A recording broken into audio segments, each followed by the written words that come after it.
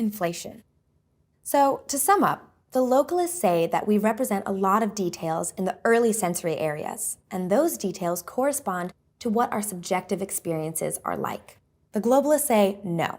First of all, we don't really always represent a lot of details. It might depend on the perceptual load. When the task is hard enough, we may not represent that much of the unattended. Secondly, even in cases where we potentially have all of the details, when we access some of it, we dampen the representations of others. So in a sense, we never really have the capacity to represent everything at once. Finally, the globalists also ask, do we really consciously experience everything? Or do we just experience a summary that something of a certain sort is out there, without always knowing what the details are? It's probably fair to say that both sides have their points, but also their limitations. Does this remind you of the early versus late selection debate of attention? Two extreme positions rivaling against each other? So the solution may be that we need a synthesis again. Let's see how we might be able to do that. Let's start by going through the arguments one by one. The globalists are probably right that when we do some truly challenging, high-load tasks, we might not experience as much as we think. But importantly, think about this. Even in those cases, things don't fade out in the periphery completely. We may miss salient objects, but we still have the impression of seeing something. And likewise, when we attend to some task-relevant stimuli, boosting their processing and dampening others, the impression of seeing these stimuli doesn't change all that much either. The phenomenology, that is, the content of our experience, remains somewhat stable, representing the world as relatively uniform. Or to put it another way, however hard you attend to the top row of letters here, the other 8 never fade away. This is not to say that early visual activity never predicts your subjective experience. It certainly does sometimes. But the fact that it doesn't do so all the time, as in this example here, may suggest that there's a bit more to it than that.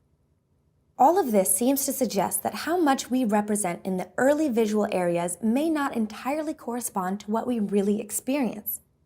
The former depends on the task and attention, and the latter is somewhat more stable and uniform. So your subjective experience may depend on the PFC too. But when the globalists say that what we see in the background is really just the summary statistics of what we're looking at, doesn't that feel a bit surprising too? That is, if what we see is a summary of things, shouldn't we have known all along?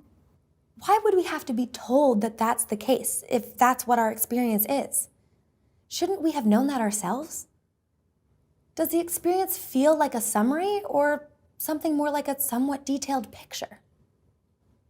A solution or a synthesis between the two positions may be this. We have an early pictorial representation of sensory information in visual areas, and that limits our capacity of visual information processing, our ability to do tasks. But that isn't the full picture for our conscious experiences. Our experiences may depend on both these early sensory representations as well as later stage representations in the PFC. These late stage representations may play the role of monitoring the early sensory representations, telling us how much we see. Sometimes, these late-stage representations may inflate how much processing there really is in early sensory areas. That is, the monitoring system may overestimate our sensory capacity, giving us the impression that we represent more than we actually do.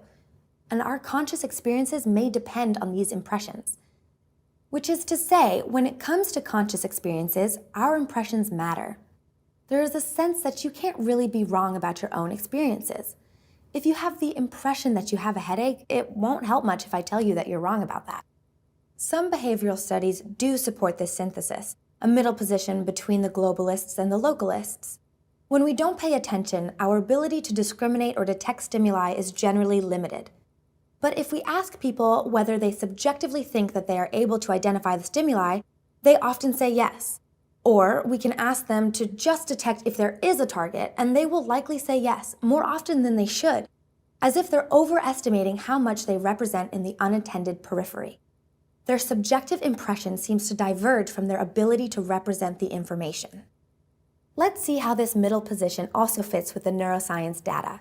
But before that, since we've already gone through a lot, you might want to pause here for a bit and make sure that you understand what we've talked about so far.